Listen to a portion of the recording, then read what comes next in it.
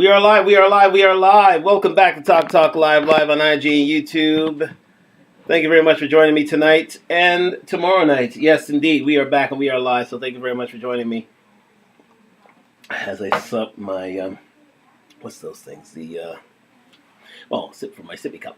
Anyways, yes, indeed. Shout out to my cousin Herb down in Florida. Hope he is well, and yes, his family are indeed thriving. So we are back here at Talk Live. Thank you very much for joining me here, and sponsored by Duntalk, DUNTALK.com. Like, subscribe, comment on the road to 1,000 subscribers.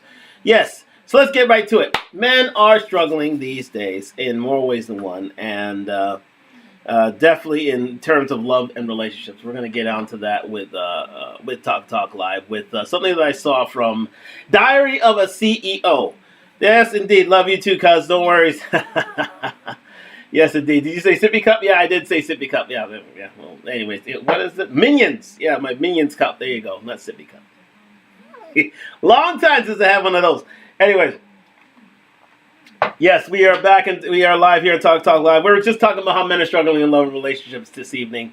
With the help of Diary of a CEO, shout out to Diary of a CEO, like, subscribe, comment to them, and the one and only Mr. Paul Brunson, who is a relationship expert, one of the better matchmakers of this world today. And we're just going to get into that and Talk Live. Hope you had a great day. It's been a rainy day here in the city of Toronto.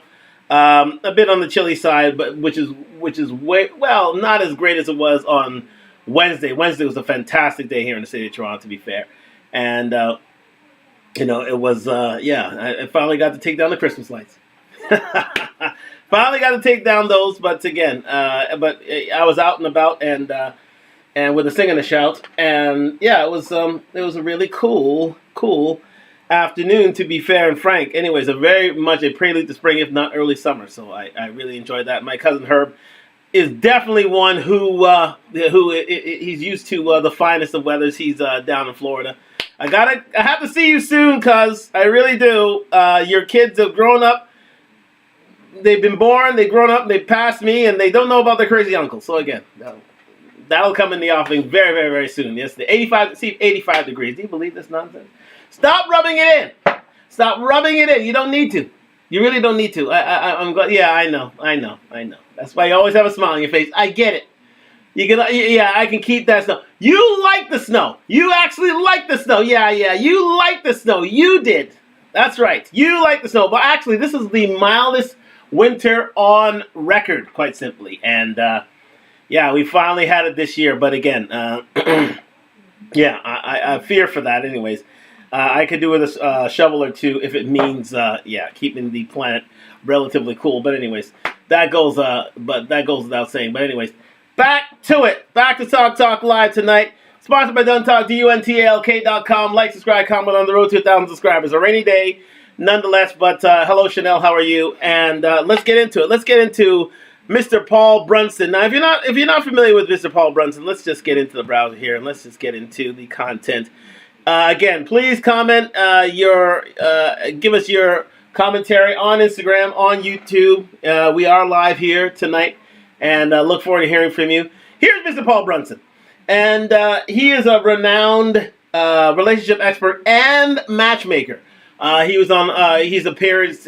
appeared on such shows as Love at First Sight, which is if you haven't seen Love at First Sight, it's a very, very popular show in terms of matchmaking. People who haven't seen themselves, matchmaking / marrying people who haven't seen themselves, seen each other before at all, and seeing how things, arranged marriages, you know what I mean, and how everything transpires. For the most part, things don't work out, but in certain cases they do. So again, it's not as if love is not blind. But anyways, we're gonna get into it on Talk Live. Thank you very much for joining me, and we're gonna get into Mr. Brunson and what he has to say about why men are struggling in love and relationships these days, and a very insightful knowledge on things. And we're gonna check that out right now. But again, like, subscribe, and comment on the road to 1,000 subscribers. Let's get into it.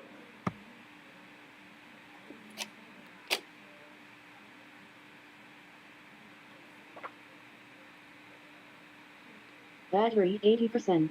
It seems. I think, the more and more I talk on this show about dating apps and what it's like to be a man in this dating climate, especially one that's become more digitalized than ever before, the conversation always emerges in the sort of like the comment sections and stuff about men's struggles here, because these dating apps, they seem to be not well designed for the like bottom 50% of men.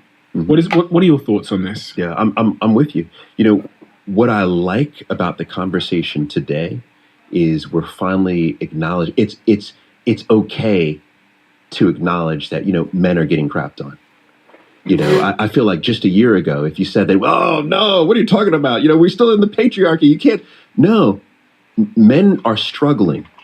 High suicide rates, highest levels of loneliness, highest issues around mental health. Men are struggling, and the fact that we can just talk about that and all acknowledge, okay, let's figure out how to deal with this, is a good place to begin. Right, but. Very good points raised by Mr. Brunson and the Diary of a CEO podcast. It is true. Men are being crapped upon. Men are being quite simply defecated on, to put it nicely.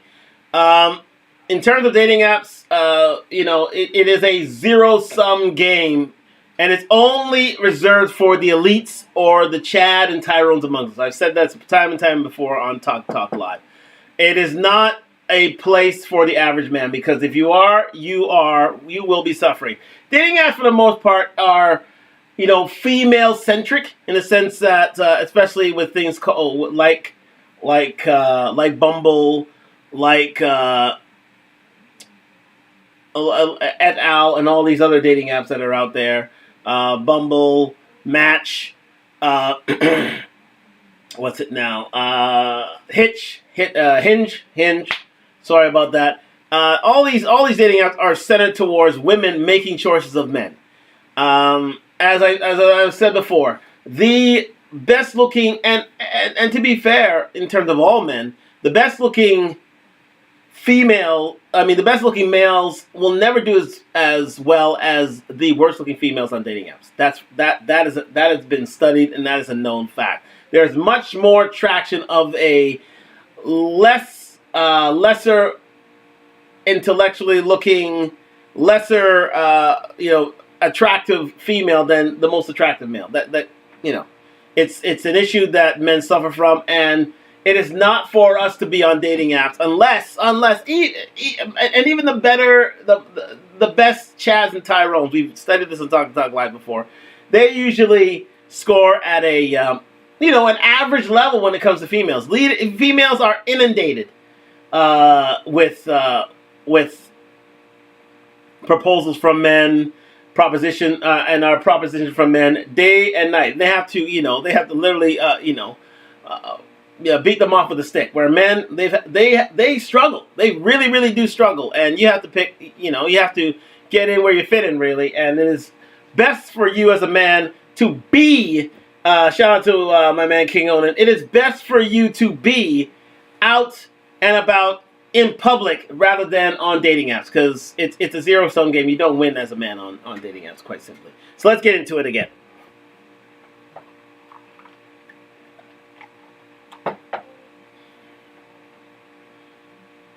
But now we have to begin.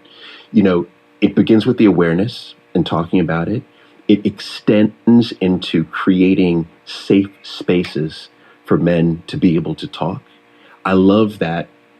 What you see now is you see these podcast communities, including mine, creating these spaces where men feel like they can be acknowledged and seen. Happy birthday, King Onan. Happy birthday, sir. Men going through those same challenges, which creates camaraderie and helps you to break out of that loneliness. So we're on the path, but we have to acknowledge some of those larger trends that we see. I know Richard Reeves talks about this quite a bit. Phenomenal book of Boys and Men, where you can see just the levels of unemployment, the lower levels of educational attainment for men, the high levels of drug usage, the high levels of what Richard Reeves calls sedation, essentially, is drug usage, pornography watching, where you have a large number of men just sedating themselves out of pain, right, out of loneliness. And so I think we're in a great place to begin working on the problem, but it's a hell of a problem. Stopping right there. Thank you very much for Mr. Brunson for saying that. Men are indeed hurting. And not only that, men are suffering from a lower level of testosterone as well. If there's less testosterone in the average man these days than it was 25 years ago, 30 years ago, 50 years ago, because so much has been taken away from a man's virility. In terms of the dating market, in terms of dating apps, in terms of, as he said, the problem with men suffering from sedation, meaning that they have so many, there are different outlets for a man's pain, including pornography, including gaming and this sort of thing, just to numb the pain of being a man these days. Because there are so many hurdles one must climb over to be a man these days that a lot of men suffer. As I said, a third of men age 18 to 35 are virgins or haven't had sex in a year, and that number is rising, people. And that is because women do not see. Women are moving their sexual gaze away from the average man and definitely away from sub 5 men towards those of higher earning and better looking potential. Simple as that. The Chads, the Tyrones, and the high value men among us, and they are having a field day. They're enjoying the fruits of their labor, and that's why we say you have to have more money, more game. More game. You gotta hold your frame, and you gotta have a better game. Simple as that. So more money, more muscle, whole frame, learn game. That's the name of the game for a man these days. So therefore, a lot of the red pill has to be used by men in order for them to succeed, and because women, for the vast majority of women, 80% of men are swipe past on dating apps. It's a known fact that most women do not care for most men out there. They do not care for them, and they do not. And okay, this reinforces the fact that by 2030, 50% of women will be single, aged 18 to 40. Yes, 18 to 40. But again, that's because society's been made so safe for them that they're not in need of men in terms of protection and provision. And women are higher earning these days, although they don't out earn men. They still are higher earning women, so therefore they can go the independent route. But again, it is to be said that that men are suffering because of this, and this has to be addressed in kind, or else, as I've said, society will be unfortunately less lenient on women. I think there will be greater punishments on men, to be fair. But again, the amount of the victimization of women in terms of violence, which we do not condone for here, but there is a possibility of that shooting up simply because a whole segment of men are being canceled out of the dating / sexual marketplace, which is a problem. Let's continue with that. In your book on page 72, it says that in the Tinder research, you found that one of the main reasons men aren't in relationships is because of rejection. Yes. Fear of rejection. Yes. Number one. And many people would laugh at that. They would laugh at that stat. What? Men walk up to me all the time. So how is it that men are fearful of rejection? But the fact of the matter is that the majority of men report the number one reason why they believe they can't find a significant other is the fear of being rejected. Think about that. And that's not just in person. That's online, feeling as if you are going to deny me. You're going to reject me. And to me, that speaks to self-esteem. To me, that speaks to self-love. To me, that speaks to self-worth. And so therefore we have to really evaluate the why. The why is that? But I think this is such an important point, and this is why we have to look back. Let's look at history. Why is it the case that the Calvin Klein model, or why is it the case that the higher status person gets more interaction? To pragmatic, right? If you were a woman, what did you need to survive? I needed a mate that would protect me. Exactly. Now, the protection would come in one of two things. And I say that because at some point I'm going to be 8.5 months pregnant, and I ain't going to be able to hunt or forage, or I don't know. Exactly. And so you need to have the protection. And the protection came in one of two ways. One, physicality, right? Someone's just strong and fight. But the other was high social status. Resources, which would bring resources. Which would bring resources. And therefore, you'd have the protection because of that. So how long did that continue? Yeah, most of human history. Most of human history. So we have, through evolution, this has been indoctrinated into our system.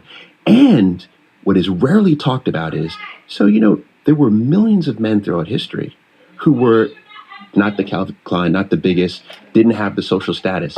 So what happened to them in history? Do you know what happened to them? Most of them? They were the ones sent to war. These were the men fighting for whatever country. These were the men. When you watch Napoleon and you see, oh my God, the Battle of Waterloo, you had tens of thousands of people. Who's dying? It's those men. It's not the high status men. It's not the Calvin Klein looking, right? It's those men were dying. And we've reached a point in society where we're no longer fighting wars like that. We're fighting with drones and missiles. You have millions upon millions upon millions of men sitting there saying, okay, now what about me? What about me? And this is the problem. This is where we are. Very good point made by Mr. Brunson there, in that, yes, I'm sorry we got this here. That's great, thank you so much. And an important point raised by Mr. Brunson here is that men, first of all, men have had a problem with rejection now. It used to be a female issue. Women, still to this day, are fearful of making the move to men because they're fear of being rejected. But number one, they're playing a game as well. And the game is that the game revolves around, if you ask a man out, you're usually obligated to pay for that man, and therefore women don't want to be a part of that stream. But for the most part, it's all about the fear of rejection. Now that has been transposed to men. Men fear rejection. Men fear being in the personal space of a woman, and so therefore they rather not be a part of it. They rather not partake in any sort of sexual marketplace. They rather just, tune out all the sexual marketplace altogether and numb themselves through, through being within them, being withdrawn within themselves, either not partaking in any sort of social atmosphere or gaming or through porn. So therefore, there are all these means, and what there are also what Mr. Brunson also said is the fact that men at one time, and it's always been the case that it's all about hypergamy at the end of the day. And, those who have the greater amount of resources, and those who can protect and provide, those are the ones who would, for the lion's share, have the chances, a better chance of finding a woman. That's why we ask. That's why the Red Pill asks all men to, have more money, more muscle, hold frame, learn game. Simple as that. That's shout out to NLD for that saying, and it's the truth, because that gives you a greater chance of taking part in the sexual marketplace and finding a woman unto yourself, to bring your deoxyribonucleic acid to a woman's presence and therefore having offspring. So again, but that and for those men who do not have that, what would eventually happen to in prior millennia is the fact that men went to war, and if you were victorious in war, you would get the spoils of war, which was a wife of average looks and children being their offspring. But since society is now, especially in the Western world, so safe that men do not go to war as much as they used to these days, or they would have, men would voluntarily enlist in an army and, in order to defend one's country. A whole segment of the male population is taken out of the sexual marketplace again. So there is no need for all. There's basically a slashing of any men in the sexual marketplace, which shows how men are struggling because the world is not as violent as it once was. Number one. Number two, men are fearing rejection. Men don't want to take a chance and put their head on put the head on the guillotine, for lack of a better word, and take a chance with a woman anymore because they don't wish to be rejected, which is a total change. Well, it's basically a transposing of a female fear onto men, to be fair, and that it doesn't reflect well on them because again, it's contributing to a lower birth rate. So that's another topic altogether. But let's continue. What about men? What were they selecting for? They were selecting for youth. Fertility. Yeah. They wanted youth, which spoke to fertility. And that ran through time. And that's the reason why you see a woman who, I talk about this in the book, there's this golden mean. Golden mean. I read this, and it was the first time I'd ever heard of this idea of the... Okay, before we get into the golden mean, what have we talked about on Talk to Talk Live again and again and again? The Holy Trinity when it comes to finding a female mate. The Golden Trinity is youth, beauty, fertility. They've just remarked on it right there. I'm not talking out of my head. Paul Brunson, relationship expert, world-renowned matchmaker, he said it himself. What men look for in women are three things: youth, beauty, fertility. And to those women who are older, okay, the fertility and the youth are gone, so that if they have only beauty on their side, they are at a disadvantage. So those women who are usually at 19 to 24 are usually the ones who run the sexual marketplace, yes. And the further you get away from that age range, the less chances you have of, the less successful you will be in the sexual marketplace, unless you are extremely gorgeous. But even then, that beauty fades after a while. So women have to strike it big quickly. Now we're going to talk about the golden mean, as referred to by Diary CEO host and Mr. Brunson himself. Let's go into it.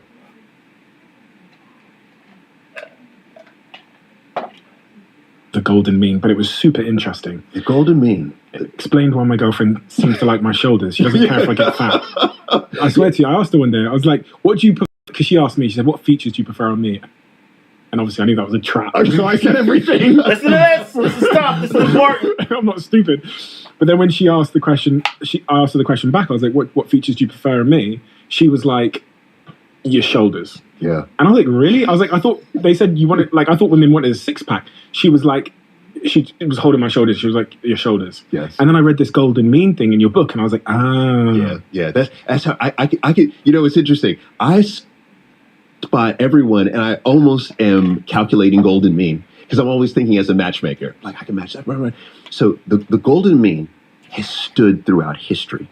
And there's a different calculation for men and women. For women, the calculation is the difference between waist and hips, right? So it's the percentage of your waist to your hips. So if on average, your waist is 70% of what your hips are, that is considered to be fertile, right? You're considered to be at optimal You're optimal for fertilization in essence. And you could see that ratio tested throughout time, and you could see that ratio tested throughout culture, which is rare to go to an Eastern collectivist society and see something similar to what's happening in a Western individualistic society. And so the golden mean stands through time. And the reason why it's so interesting is because you look at like Twiggy in the 1970s, I think, in the UK, and you say, gosh, Twiggy was so thin, but she still had a 70% golden mean. You look at people talk about the Kim Kardashians of the world. She has less than 70%. She's probably like 50%, right, golden mean. And so the golden mean is the optimal measure of what we just consider to be fertile, therefore sexy, on average. And so that hasn't been influenced by, magazines and media and stuff like that. That's just, scientists think that's innate.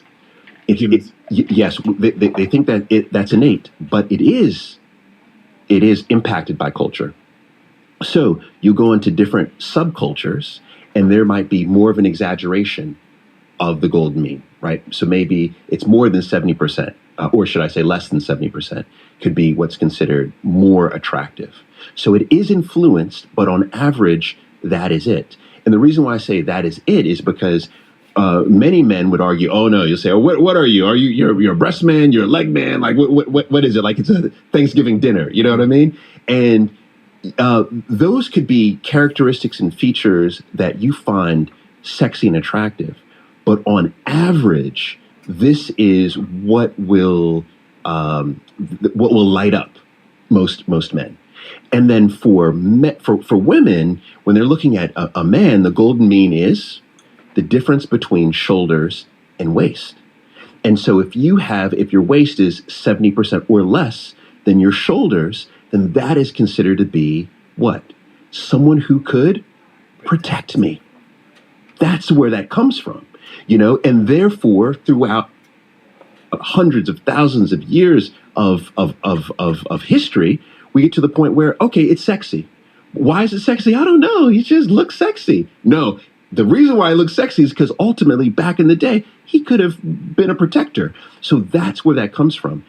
And in the matchmaking community, what I used to do all the time is if I had a client who was, say a male client and he didn't really represent the golden mean, I'd say, put on this blazer here, wide shoulder pad blazer, go out there on that date. So the golden mean is something that has stood the test of time. So many people. Great answer there by Mr. Brunson. This is part of the meaning for more muscle. Everybody would denigrate the red pill, but at the end of the day, the red pill teaches some simple truths. And one of them is this: more muscle. The greater your, as Mr. Brunson said, the greater proportion of shoulders to hips, the greater chance of you finding a woman simply because you have the appearance of a protector. That's why the red pill asks for men to go to the gym, to build of themselves a look that will show themselves to be a protector of women. That's why, for the most part, I've been able to survive any sort of drought in the dating market because I have a look of a protector. If you have the look of a protector, chances are you'll be seen as a catch to a woman. Done. And as Mr. Brunson said, if you don't have that look, he would put a jacket on you. He would put a dinner jacket on you and say, go out there and try and find a woman now. Because it will, with the padding, it gives you an appearance of a bigger shoulder. And with the bigger shoulder comes bigger chance of you being a protector. The more muscle you have, the greater chance of you being a protector. That's why bodybuilders aren't lacking in women, because they can protect for a woman. Despite the fact that they may be killing themselves slowly. But that's besides the point. The fact of the matter is, you, as a man of muscle, are of a greater chance of evening the playing field. That's why a lot of men are suffering, are those who are outside of the gym. Who are outside, or even if they do have a certain amount of money. Even if you have little to no money, the fact of the matter, okay, well, it remains to be seen how you keep a woman over time, but you have a chance to get in the door of a woman simply because of the way you look, because of your appearance. So a lot of men who do not have that appearance do not have many a chance on dating apps. That's why I say, for the most part, I have been able to ride through a recession through the recessions of dating simply because of my appearance. And it is hope that men can grow to understand that. And, I mean, no matter what you do, get yourself to that 70-30 appearance of shoulders to waist. With women, it's an appearance of hips to, I think it's a hip to shoulder to hip ratio. That's right. For men, it's shoulder to waist. For women, it's hip to shoulder ratio anyways. But that's what they were talking about here. But for men, yes, you know, the greater of appearance that you can protect, the greater chance of you surviving the dating market. Even if it may not be as much as those who may, you know, have better looks or more money. The fact of the matter is you're in the game. You are in the game. And that's why a lot of men are lacking, is the fact that they don't have an appearance of protection. They don't have that golden mean of shoulders to waist. So, let's continue. We're going to be doing like shoulder pressing tonight. That's crazy.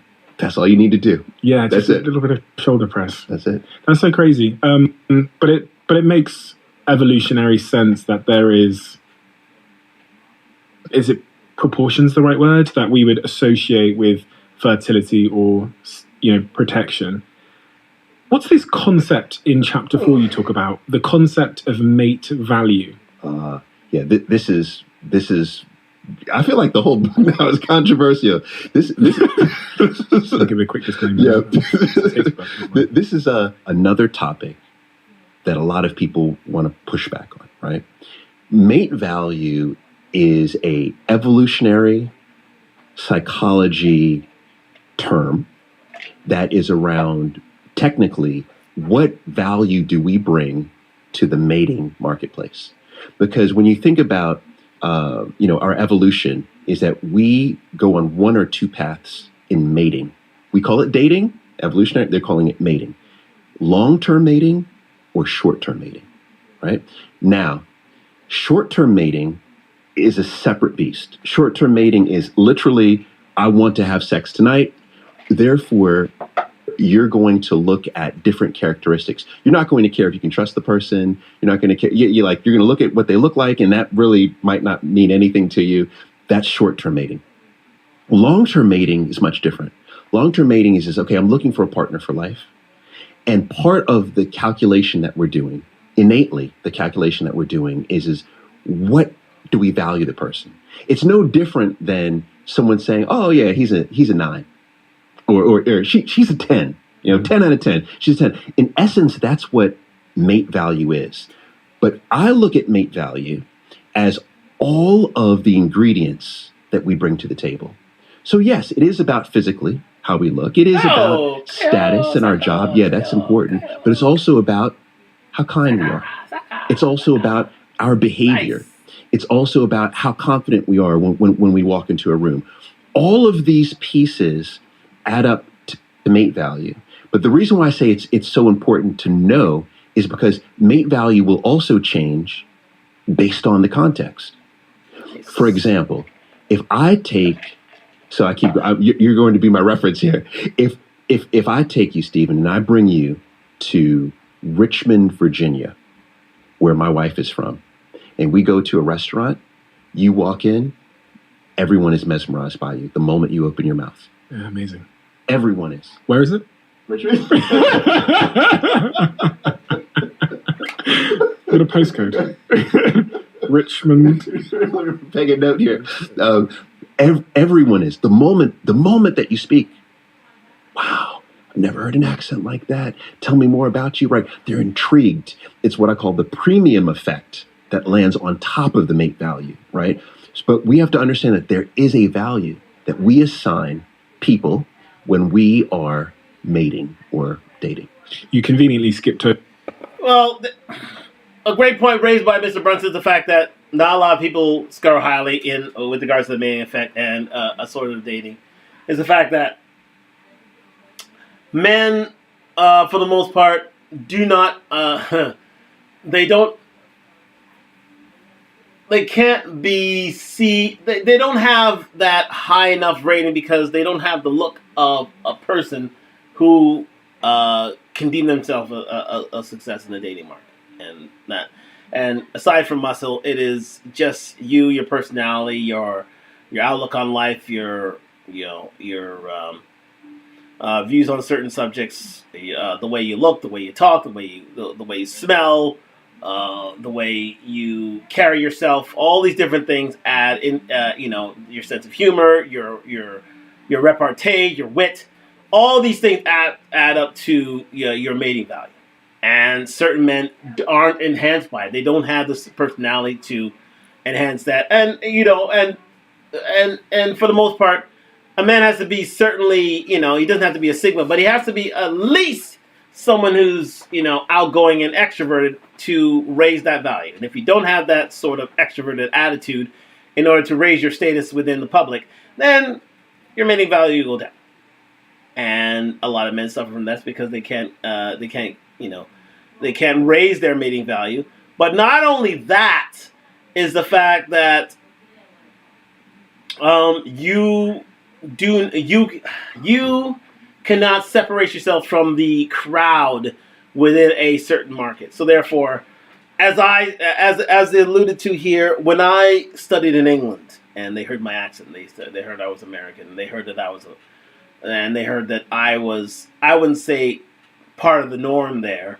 You tend to be a little more successful. Now again, the fact that I was a student didn't exactly help me, but the fact of the matter is, it wasn't as if I was lacking in the dating department because of the fact that I was an original within a certain land that not necessarily they had a lot of myself being Canadian, and it's the same with my cousins and my friends from England. I said, if you had ever come to Canada or you ever come to the States being English, you'd have a better chance of the dating market simply because of your accent. Your accent wins. So for the most part, if you throw in a little English brogue in any sort of conversation, it deems you as set apart. Or, for a better way of putting it, if you know languages, for instance, if you are bilingual or trilingual or 4 or 5 or 6 languages. It shows that you're well-traveled. It shows that you are not the norm, and it sets you apart from the dating market. That makes you more of a sapiosexual, meaning that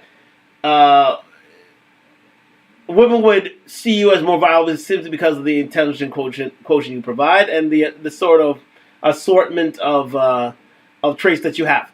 So all these things play a part in you being more of a better man in the sexual marketplace.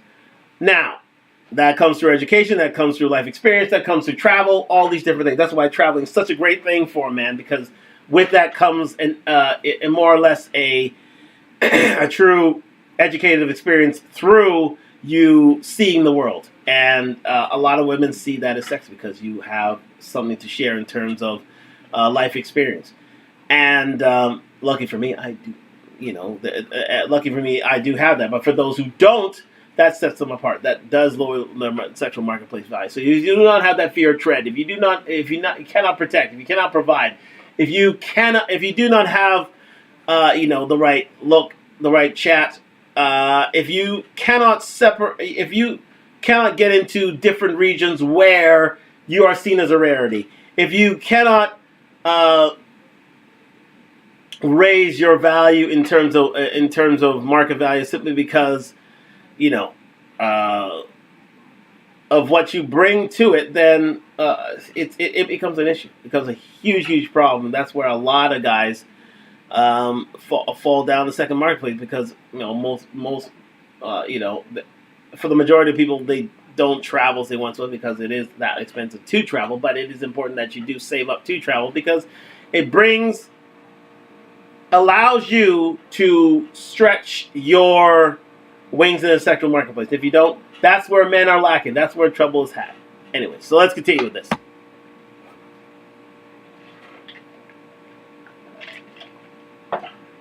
The one about having kids.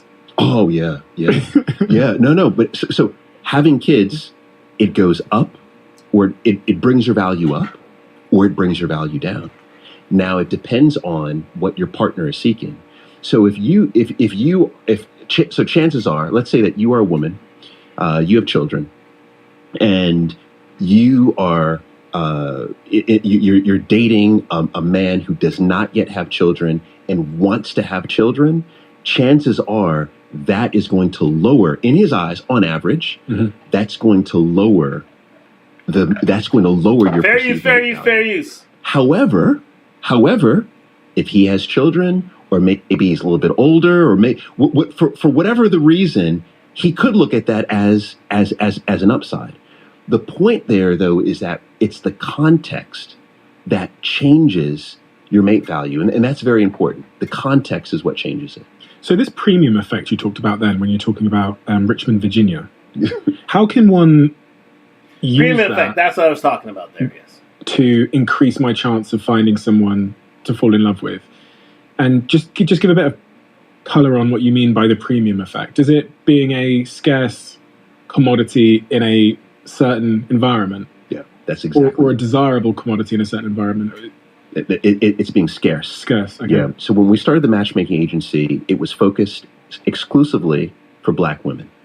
And the reason why is because I felt as if Black women were being highly discriminated against. Oh, sorry about the technical issue there. Here we go. We're getting it back. Against in the matchmaking space. And so I was trying everything. And so I thought, you know what I'm going to do? I'm going to start putting my clients on dating apps, and I will act as them. And I saw that they were not getting traction. Is that statistically proven? I'd love to know. Yeah, you know, I will say from all of my experience in matchmaking, it was. That Black women got less matches on dating apps, less swipes. In my time when I was running that dating agency, absolutely, hands down. There was no question. Why? Before it gets into why, I've been referring to this all the time. Talk Live. Now this is going away from the subject of men being hurt, of men hurting in the dating market, but Black women especially are hurting in the dating market. And not being swiped right, not being put in a different space. Yes, there's a modicum of discrimination being seen on dating apps, but the fact of the matter is they have not helped themselves out through their own look on in pop culture, in terms of how society deems Black women, which is the whole angry Black women motif and stereotype. And the fact of the matter is, for lack of a better word, the single independent I don't need a man experience of Black women, and how Black women are seen in pop culture, especially in terms of entertainment, especially in terms of music. It has not done Black women a service at all, to a point where now Black women are pretty much the most fetishized women out there. But again, this is besides the point. But let's get into how he deals with Black women, and therefore how men can set themselves apart from the pack in terms of the dating market. But it very much has to do with one who travels. Let's continue. Well, there's lots of reasons. One reason is that when it comes to outside of Gen Z, so if you look at millennials, you look at Gen X, Look at baby boomers. And at that time, Gen Z wasn't yet on dating apps. We're talking about millennials and higher. We typically choose ethnicity over every other category. So ethnicity ended up being one of the first selections of a partner. And we would either we would either include you or exclude you based on ethnicity. Gen Z has changed this, and I'm so happy to see this. Gen Z is the first generation to, at majority, have interest in everyone. So on Tinder, for example, we see that 80% of our Gen Z, they are not just open, but they have dated someone outside of their ethnicity. And I believe that we're entering this new phase of what I call we are inter everything. We are inter-ethnic, international, interreligious. That to me is beautiful. But that didn't happen for millennials. It definitely didn't happen for Gen X. Definitely not for baby boomer. So ethnicity was number one. So because of that, and because of the pools of black men on dating apps of that age range were so much smaller that you saw a very small selection rate for black women. So that's what was driving the low perceived interest. But what I didn't like what was happening is you would see this data come out, black women are not selected or not swiped on or whatever it may be, and it would be projected as black women are not desirable, which is like the most ridiculous thing in the world. I was like, what are you talking about? But the reason why is because they were taking these small data sets and essentially claiming this larger narrative based on this small data set. And so when I was experimenting with those, we're gonna go through this again because again, this is I then said, okay, what would happen? Let's move on a little bit further because again, in terms of black women and other self, I'll just set the scene for you right now. In the sense that what what Mr. Brunson was trying to do was put these black women into different environments, into different areas in which they could thrive. So therefore, putting them on Jewish dating sites, putting them on Asian dating sites, put them on Latino dating sites, put them on all Arab dating sites, all these different sites, in order for them to be seen as one of the few, and enjoy the premium effect. And what has happened was more or less these women were very successful in the dating market. So it involved this whole idea of the premium effect being that black women need to be put outside of the black space in order to thrive. So therefore, the whole swirling idea is a way for black women to even the playing field. But going back to men here, which is what the show is all about. If one is able to and has the wherewithal to get themselves into an environment where they're an original, where they're like, if let's say a black man is able to go to Egypt, or if I wouldn't say Egypt, if he's able to go to Israel, or if he's able to get to Dubai, or if he's able to go to the Far East, such as Japan or South Korea, if you're able to go into Eastern Europe, chances are, you being a black man, and this has always been known by black men, quite simply, to a certain extent, you will be much more successful in those environs, especially if you go to South America, let's say to places such as Argentina, places such as Colombia, places such as Peru, where you're seen as a rarity. The chance of you being seen by the female within that community and be considered a viable candidate for sexual, if not relationship, for a relationship on a short-term or long-term basis, were much greater in those environs simply because you were seen as a rarity if you were able to travel. So therefore, being a passport bro, that's what buys into the fact that a lot of these passport bros, if they have the money, if they have enough to sustain themselves, are very successful in these environments. Now there's trouble in terms of being taken advantage of in these environments and being a victim of violent crime. However, if you have your wits about you and if you select carefully, you can be very successful in these dating environments. But that takes money. It takes a whole lot of money, and there's a lot of men who don't have those means in order to travel, in order to be considered to take advantage of the premium effect. So that's where a lot of men are hurting. That's where a lot of men are hurting. That they aren't able to take advantage of the premium effect. And, it's imperative that men prepare themselves to, divest where and when necessary. If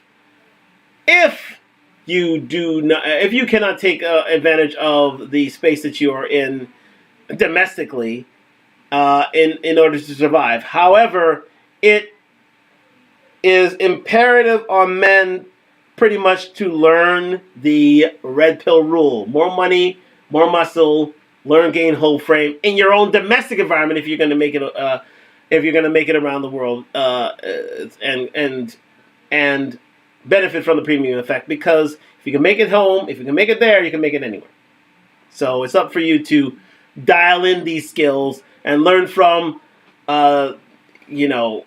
from these truths and the fact that the more you look as a person to protect and provide, the greater chances of success. But a lot of men aren't doing that. A lot of men are just canceling themselves out of the dating market, which is a shame, because there's a lesson to be learned, and if men learn it, they'll be able to succeed. If not, then no matter how high the hill one must climb. But it is imperative for men to improve themselves in order to attract that sort of attention. But a lot of men have canceled themselves out of that competition, which is a shame. Which is an absolute shame. Let's continue.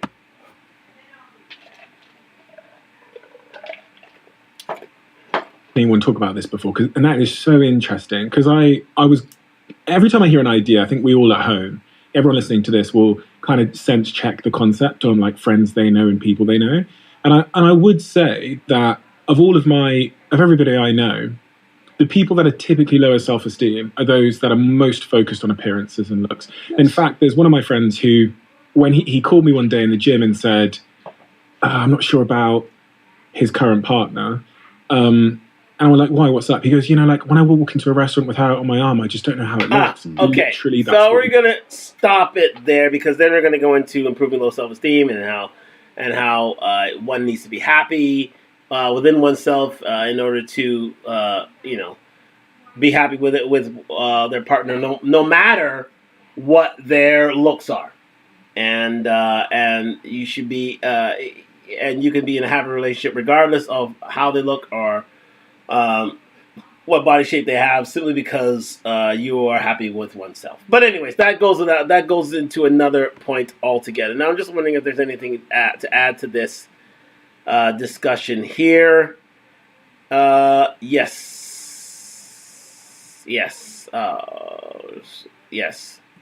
So no, I think that would be that. So again, let's discuss this one more time here. I'm just going to go back to. Thank you very much. No, let me get back to it.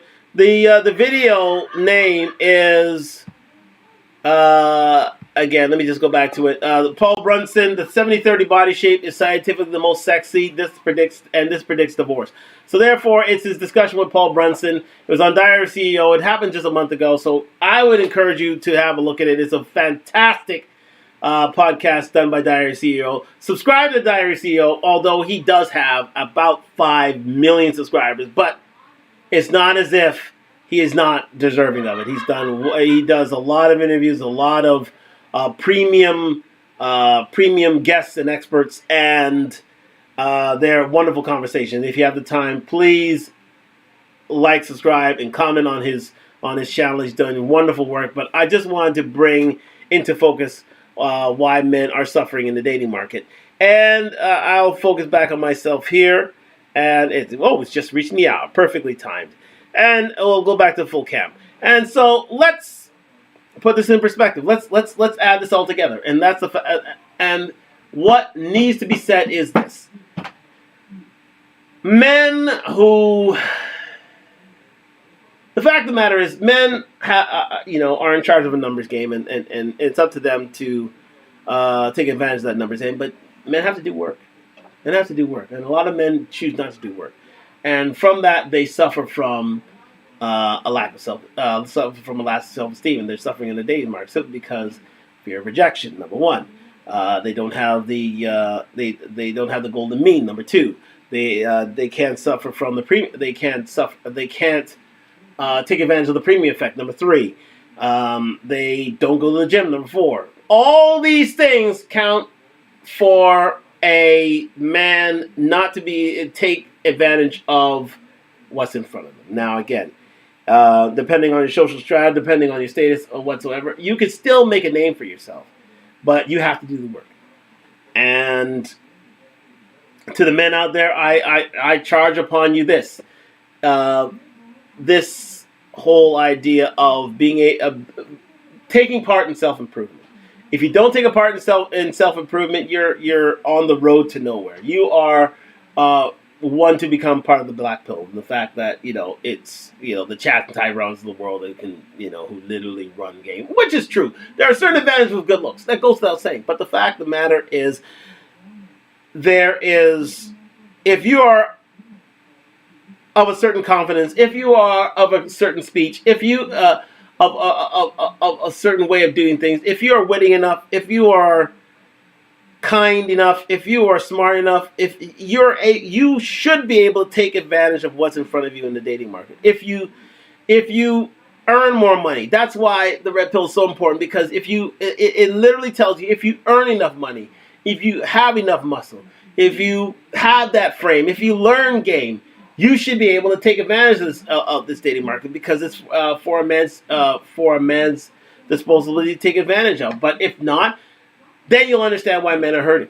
And it's a good thing that there is an acknowledgement of men hurting in the dating market, because of the fact that the Western world is now becoming a lot more gynocentric, and because of that, women are left with a choice of a certain amount of men, and they're taking that sexual gaze towards a certain segment of men. Now, you can be part of the top 50% or the lower 50%. I'm part of the top 50%, so I don't, because I've been able to hone something like that. But it's up for men within this society, especially in this world, that they should take it upon themselves for self-improvement at all times. So the minute that you don't, you're going to be left behind. You're going to be left behind. Self-improvement is key. Literally taking yourself out of the dating market altogether is a problem. You will suffer unless you're able to procure a female from a younger age, or you're very lucky from a younger age while in high school, before the rigors of life put so much pressure on you that you cannot sustain it, or unless you have more, you're able to protect and provide from the start. So it's up to you to self-improve. It goes without saying. It's up to you to travel. It's up to you to set yourself apart from other men out there. And it is very available for one to do, but one has to self-improve. You can't throw your hands up and say, "Oh, woe is me. I'm a man. I fear rejection. I don't want to go to the gym. I don't want to better myself in the educative slash work slash earning environment. I don't want to learn game. I don't want to hold frame." If you do, then you're going to be at a very, very, substantive and negative route, and you'll be considered one of the unlucky few, or unlucky many these days. So it is, I don't want you to being the next Alex Manassian. Look him up. He's already been featured on Talk Live. But it is for you to self-improve if you're going to be one of the counted in this society. So I charge men to do that, and it is imperative on you to do. But we're gonna leave it there. We've reached the hour mark, so thank you very much for joining me on Talk Live on IG and YouTube. Tomorrow night we will have a look at the red pill through a clinician's outlook and through a clinician mind, Dr. Alok Kalogia. And he's going to have a look at the red pill, and he has some very surprising views on it. So we're going to get onto that to Talk Live. Like, subscribe, comment. We're on the road to 1,000 subscribers. Get out there and leave questions for me if you want to ask them during the show time, and I'll sure to be addressing them. But thank you very much for joining me on Talk Live on IG and YouTube. I'm going to get to this basketball game here. I just saw my member Kyle Saka introduce himself to Mr. Brown and the Celtics. That was really cool. Anyways, I'm going to get into that a little later. But, again, thank you very much for joining me on Talk Live on IG and YouTube. Like, subscribe, comment on the road to 1,000 subscribers. And we'll see you, we will see you later. Again, Duntalk, DUNTALK.com. Spring summer line coming very, very, very soon. But I'm going to leave it there. Thank you very much for all those who participated. And we'll be seeing you very soon, tomorrow night, in fact. To close out the week. So thank you very much for joining me on Talk Live. And good night from Toronto, IG. And good night from Toronto here on YouTube. We'll be televising again tomorrow. Again on a clinician's look at the red pill. That is another fascinating subject that hey,